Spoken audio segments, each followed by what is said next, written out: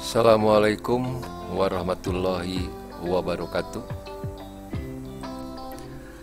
Sampurasun Sohib Baceprot yang sudah bergabung dalam acara siaran langsung atau live ini baik yang ada di Saung Baceprot ya, yang sudah dari pagi tadi berkumpul, maupun yang sedang mengikuti acara ini ya melalui siaran langsung di YouTube.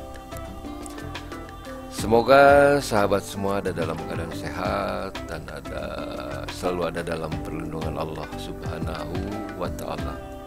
Ya amin ya Allah ya Robbal Alamin. Alhamdulillah hari ini kami bisa mencoba ya memberanikan diri nih untuk mulai siaran langsung ya di YouTube. Tadinya kami ingin membuat acara live ini sudah bisa sempurna ya, tanpa ada kekurangan maupun kesalahan dalam penyajiannya ya.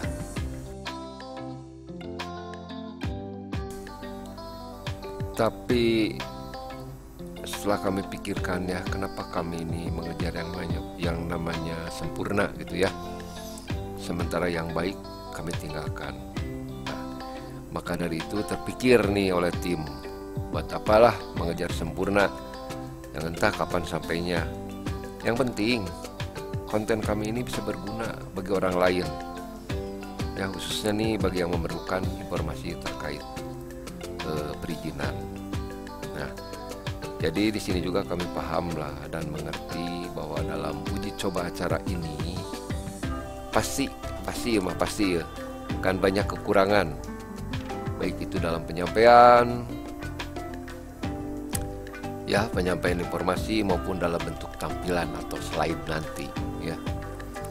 Nah, maka dari itu ampun para lun ya, kami mohon maaf atas segala kekurangan yang ada ini, dan berharap sahabat perizinan bisa memberikan masukan yang baik untuk kami ya, agar kedepannya kami bisa lebih baik lah ya dalam menjanjikan lagi ya acara-acara seperti ini tertata rapi ya, bagus, audionya juga bagus ya, kemudian tampilan slide-nya juga akan lebih bagus lagi. Kemudian sebagai bahan informasi ya buat sahabat perizinan, bahwa dalam acara ini kami itu akan mencoba membahas secara berurutan hal-hal yang perlu diketahui dalam proses pembuatan perizinan ya, dari mulai pengenalan menu di OSS, kemudian membuat NIB dan izin usaha di OSS ya, cara pemenuhan persyaratan izin usaha yang belum efektif, kemudian cara laporan, cara membuat akun SINAS dan laporan kegiatan industri, kemudian cara membuat perizinan impor ya, baik yang di SINAS maupun di INSW. Insya Allah acara ini akan kami adakan ya, itu rencananya setiap hari Sabtu pada minggu kedua, atau dalam satu bulan itu kita bertemu 2 kali. Nah, di sini agar tertibnya acara ini, maka dalam setiap pembahasan akan kami bagi 2 bagian juga, di mana pada bagian pertama yaitu merupakan presentasi atau pemaparan ya materi yang sedang dibahas ini sampai selesai.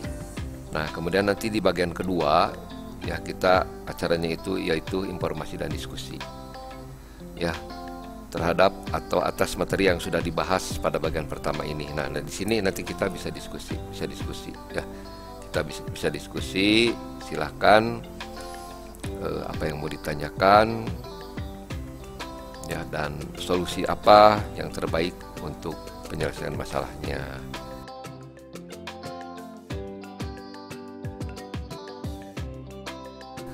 Dan mengenai waktunya nih, nah untuk yang pertama ini, untuk sementara kita akan batasi dulu ya, waktunya hanya 1 jam saja dulu lah ya, 1 jam. Kemudian untuk selanjutnya kita akan evaluasi dulu nih acaranya ya, gimana nih hasilnya, gimana responnya, gimana, kan kita perlu tahu nih ya. Maksudnya itu untuk bahan perbaikan. Untuk bahan perbaikan pada acara-acara selanjutnya, acara ini akan lebih baik lagi. Pada bagian pertama ini ya, saya akan membahas tentang pengenalan menu di OSS. Nah, ini sebagai bahan dasar sebelum kita melanjutkan ke proses selanjutnya. Jadi untuk mulai membuat perizinan di OSS itu ya, yang pertama yang harus diketahui dulu itu adalah pengenalan menunya dulu ya.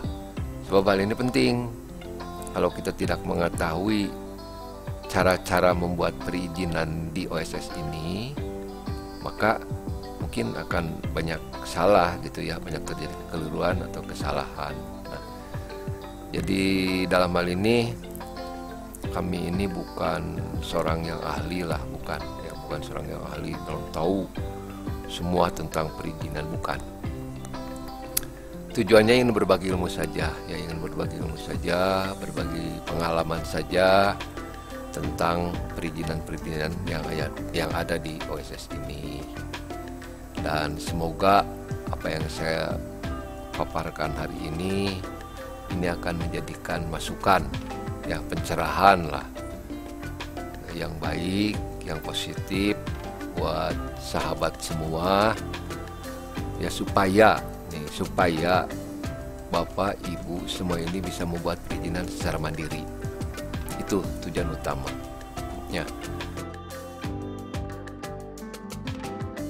Nah, di sini perlu diketahui ya, bahwa kami itu tidak akan membuat perizinan ya, tidak akan menerima bantuan dalam bentuk membuat perizinan ya. Tim kami itu secara khusus memberikan informasi ya, dan diskusi ya, agar sahabat perizinan ini bisa membuat perizinan secara mandiri.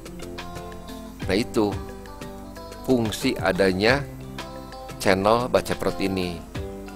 Jadi jangan minta nomor WA ya, jangan minta nomor telepon, jangan minta tolong dibikinkan perizinan, jangan.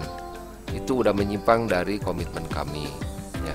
Yuk kita bareng-bareng ya, bareng-bareng kita bikin perizinannya dari awal sampai akhir. Insya Allah akan kami kawal selama kami mampu.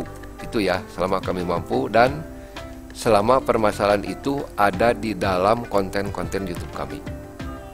Nah, jadi kalau di luar konten itu mungkin kami nggak akan tahu ya. Nah, itu tujuannya. Jadi agar dipahami dulu ya. Baik, kita mulai saja dengan bagian pertama, yaitu pengenalan menu di OSS. Baik, Bapak Ibu semua ya, di sini perlu diketahui dulu sebelumnya bahwa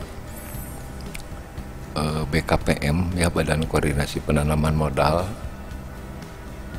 melalui OSS itu sebenarnya sudah memberikan ya beberapa keterangan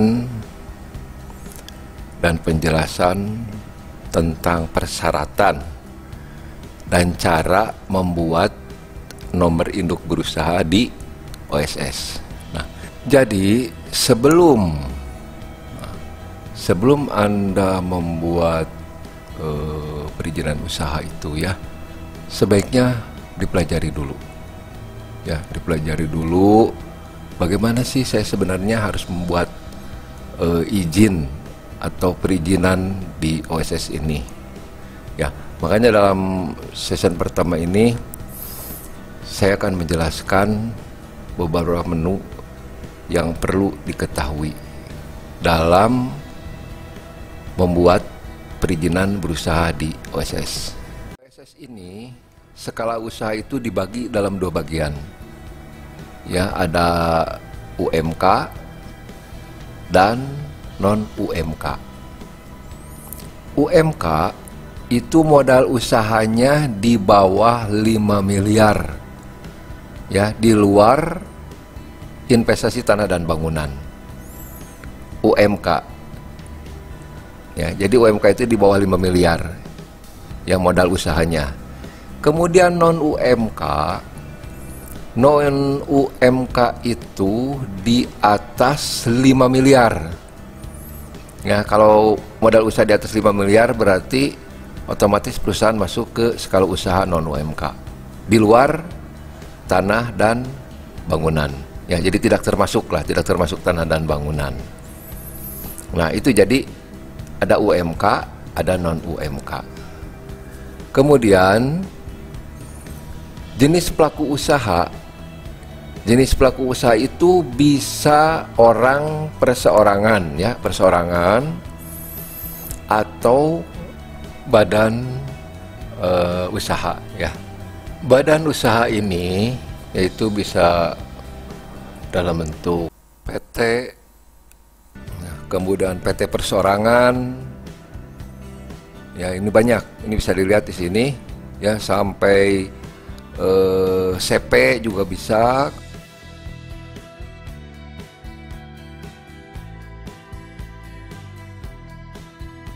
Koperasi sampai ke yayasan.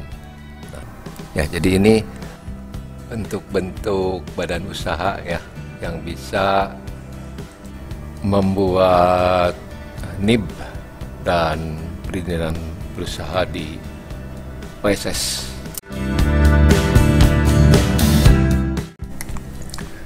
Kemudian sebelum kita melangkah lanjut ke informasi yang lainnya, ya, ke informasi KBLI, saya akan berjelas dulu sedikit di sini bahwa usaha di OSS itu dibagi, ya, dibagi dalam 4 bagian. Yang pertama yaitu skala usaha mikro, ya, kemudian usaha kecil, usaha menengah, dan yang terakhir usaha besar. Nah, begini, penentuan skala usaha ini sudah diatur secara otomatis, ya, nanti di sistem OSS berdasarkan input modal kerja atau investasi yang Anda masukkan di dalam isian OSS, ya. Jadi nanti kan pada saat Anda membuat NIB itu nanti ada formulir yang dimana harus mengisi nilai tanah, ya, nilai bangunan, peralatan, ya, dan terakhir itu modal kerja, ya. Nah, jadi skala usaha ini itu dihitung berdasarkan nilai modal kerja yang Anda input di OSS. Ya, jadi secara otomatis nanti muncul di NIB itu nanti akan muncul, ya, akan muncul keterangan skala usahanya.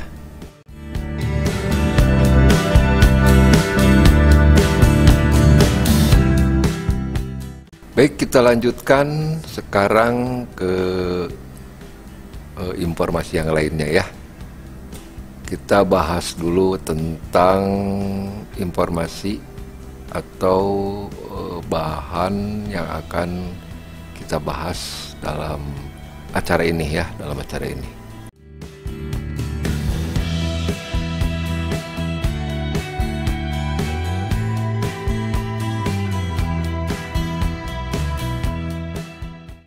Yang pertama tentang KBLI, kemudian persyaratan dasar, informasi lokasi usaha, ya, dan LKPM.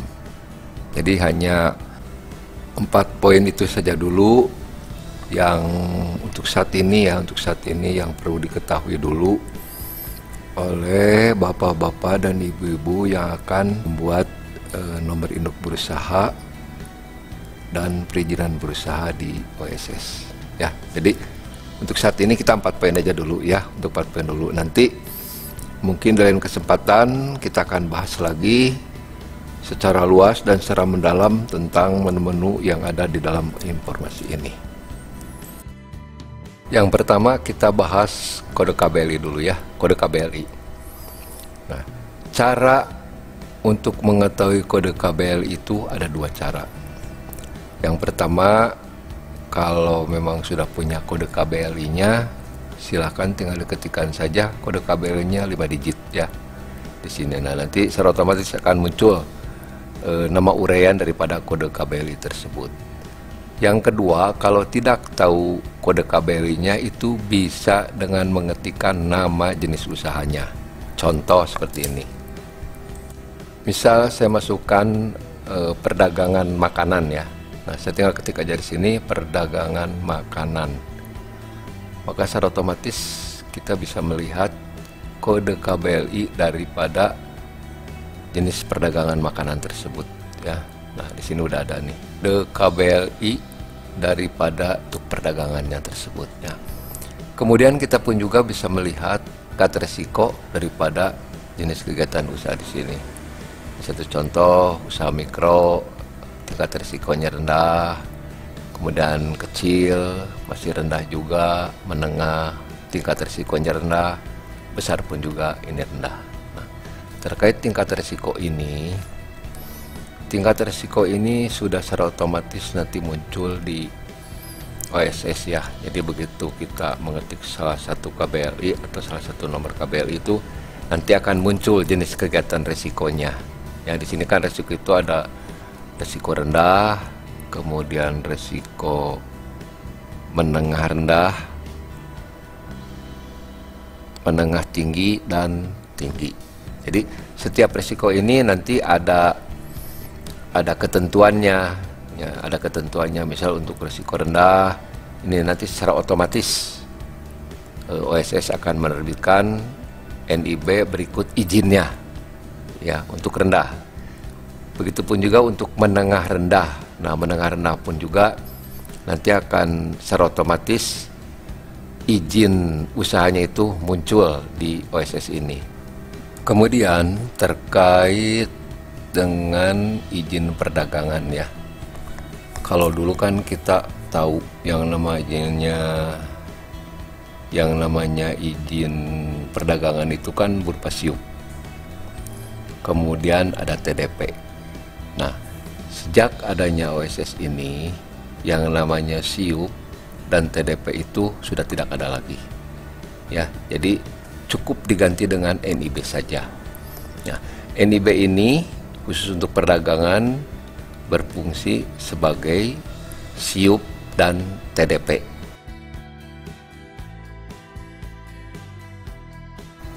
Kemudian di sini saya akan memberikan satu contoh ya tentang izin usaha ya, izin usaha yang diterbitkan oleh OSS ya secara langsung maupun untuk komitmen. Ya, untuk komitmen itu artinya untuk dilakukan pemenuhan persyaratan. Nah, sebagai satu contoh saya ambil. Nah, di sini saya ambil contoh ya satu aja untuk jenis usaha industri makanan ya, industri makanan. Nah, di industri makanan ini merupakan tingkat resiko menengah rendah ya, menengah rendah. Nah, jadi nanti di samping mendapat NIB juga mendapat sertifikat standar. Ya, mendapat sertifikat standar. Seperti ini contohnya nih.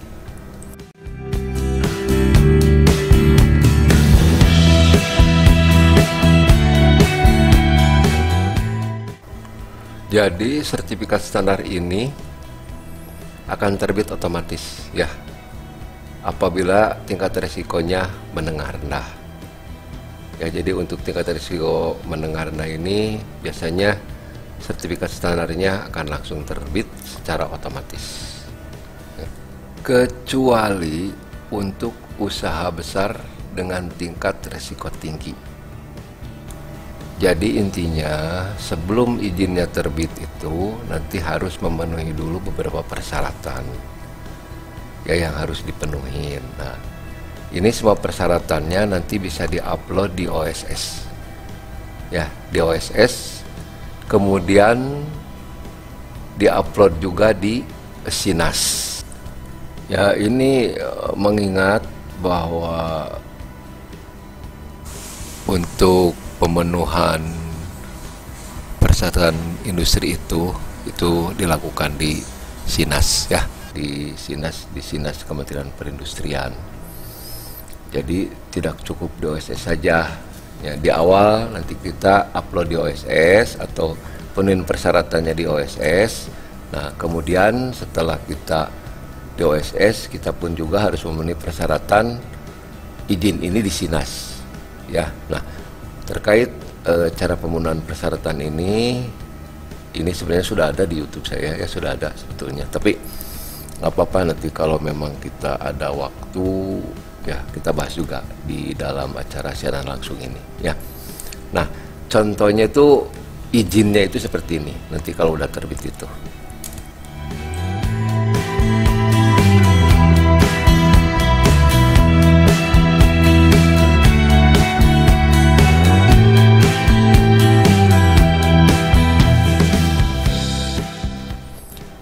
Baik, selanjutnya kita lanjut lagi. Yang kedua yaitu mengenai informasi persyaratan dasar. Nah, di informasi persyaratan dasar ini informasi tentang izin ya, izin lokasi usaha. Ya, izin kalau dulu itu izin lokasi lah, izin lokasi ya, izin lokasi. Nah, sekarang setelah ada OSS ini diganti namanya menjadi KKPR ya, kesesuaian kegiatan pemanfaatan ruang. Nah, ini hampir sama, sebenarnya sama sih dengan izin lokasi juga. Masa berlakunya juga sama 3 tahun ya. Nah, di sini ada penjelasan. Di sini ada penjelasan tentang KKPR ini ya, atau tentang izin lokasi ini. Disebutkan bahwa untuk usaha ya, untuk usaha UMK ya, untuk usaha UMK itu usaha mikro dan kecil, keperluan KKPR ini cukup dengan surat pernyataan mandiri ya. Jadi yang langsung diterbitkan di OSS. Di mana posisinya nih? Kadang-kadang ada yang juga bertanya nih, Kang, posisi surat pernyataan mandiri untuk KKPR itu di mana? Nah, baik, di sini saya jelaskan. Nah, posisinya itu di sini. Saya masuk dulu ke OSS, kemudian saya pilih permohonan baru. Nah, di sini nih. Nah, ini nih ya, yang ini. Jadi yang ini surat pernyataan mandiri ya, surat pernyataan mandiri sebagai pengganti PKKPR untuk usaha kecil ya. Jadi kalau usaha kecil itu cukup dengan surat pernyataan mandiri ini. Selanjutnya kita akan bahas tentang informasi lokasi usaha ya, yaitu cara untuk mengetahui peruntukan lokasi usaha. Nah, caranya begini. Pada menu informasi lokasi usaha ini, ya silakan pilih rencana tata ruang ya, RTR. Nah, kemudian klik di sebelah kiri ini nih, RDTR interaktif. Kemudian checklist pada tanda kotak ini, lanjutkan. Selanjutnya silakan pilih provinsi ya, provinsi. Saya misal ambil contoh Jawa Barat ya. Ya, kemudian RDTR kabupaten kotanya saya pilih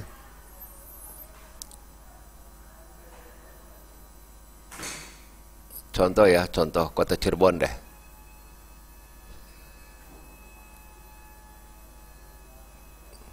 Kemudian klik terapkan layar ya, terapkan layar. Nah, di sini ada beberapa warna ya yang menunjukkan lokasi-lokasi yang diizinkan untuk kegiatan usaha. Dan ini sudah terintegrasi ya dengan OSS. Jadi apabila Anda nanti membuat KKPR yang sudah terintegrasi dengan OSS, maka itu akan terbit secara otomatis.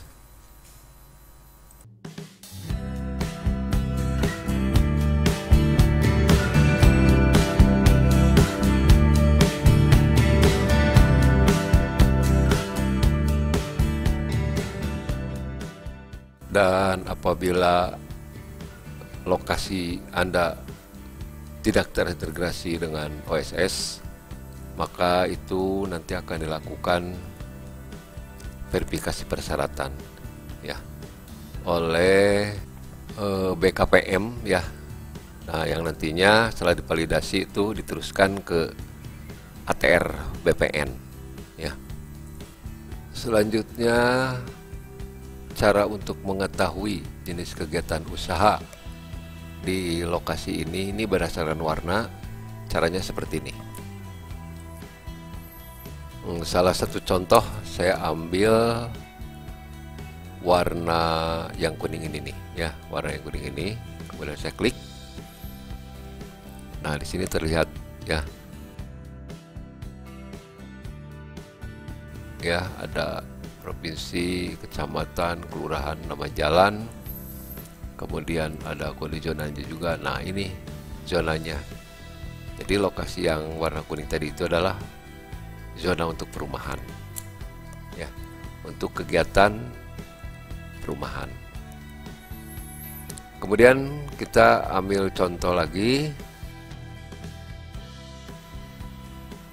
Saya ambil warna yang ini nih. Nah, yang ini nih. Nah, yang ungu.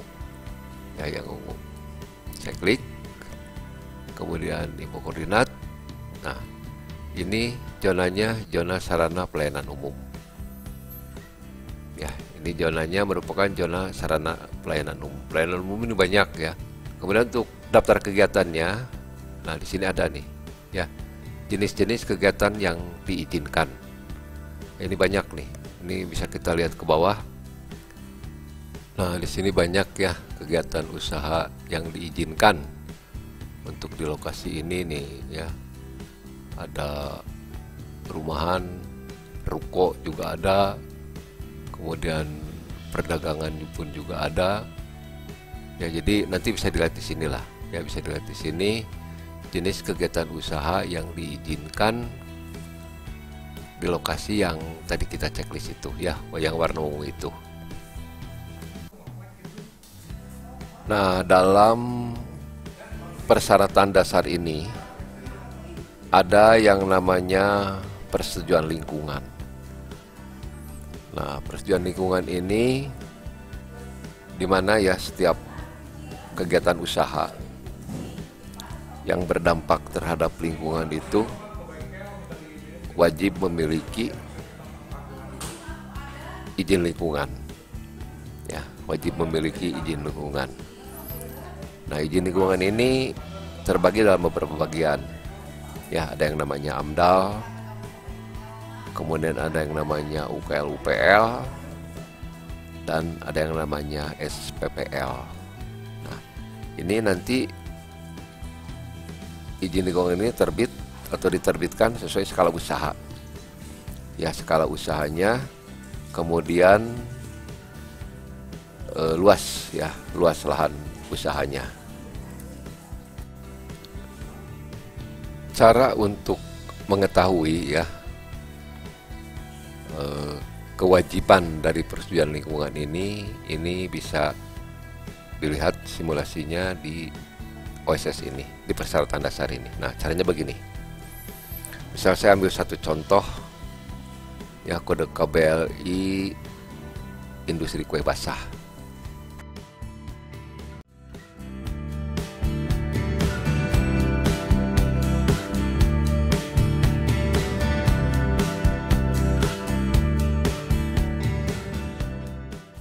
Nah, di sini ada parameter ya, parameter lingkungannya. Silakan pilih salah satu. Ya, di sini luas lahan produksi, kegiatan usaha Anda ya. Silakan dipilih luas lahannya berapa. Ya, apakah di bawah 1 hektar atau di atas 1 hektar.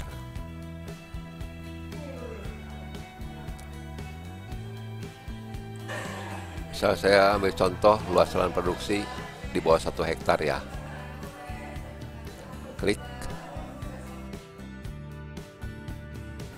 Nah, berdasarkan pilihan parameter di atas, ya, jadi kewajiban dokumennya itu SPPL.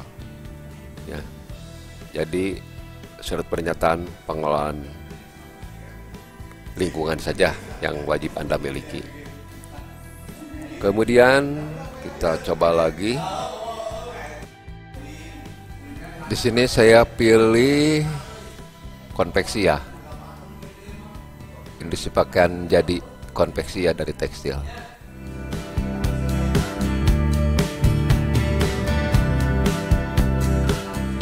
Nah, saya masukkan parameter lingkungannya. Saya pilih luasnya 5.000 aja. Nah, scroll ke bawah. Ya, berarti kewajiban lingkungan saya itu UKL UPL, atau untuk kegiatan industri konveksi ini adalah UKL UPL. Nah, itu cara untuk mengetahui persetujuan lingkungan ya untuk suatu kegiatan usaha.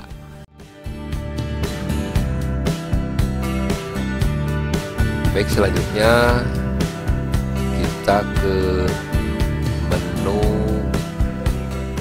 yang terakhir ya, yang terakhir pada bagian pertama ini, yaitu tentang LKPM.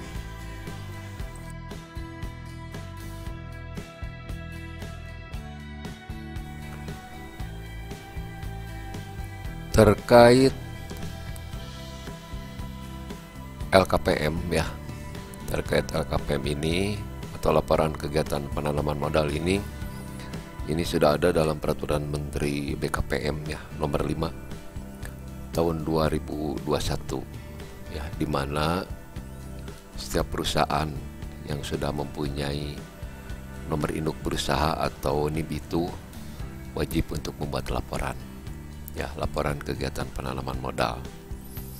Nah, di sini di dalam pasal 32 disebutkan, kalau nggak salah itu di ayat 4 ya, di mana pelaporan itu ya diatur dalam 2 bagian. Yang pertama untuk usaha kecil ya, itu dilakukan atau dilaporkan setiap 6 bulan sekali ya, melalui OSS.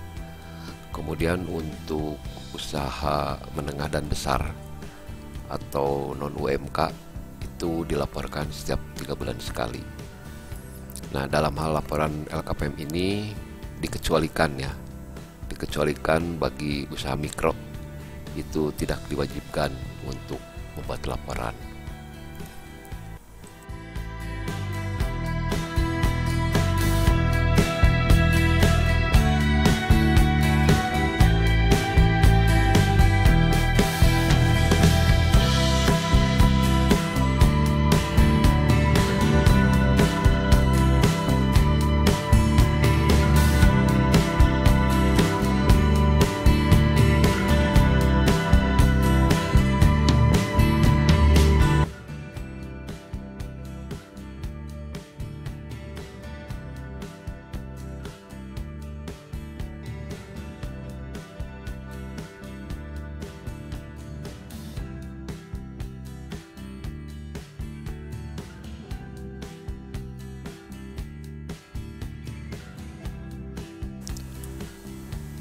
Nah, udah selesai deh. Ya, bagian pertama pembahasan mengenai menu OSS. Untuk selanjutnya kita saling sapa ya, ya dalam bentuk informasi dan diskusi terkait menu OSS ini. Ya, silakan.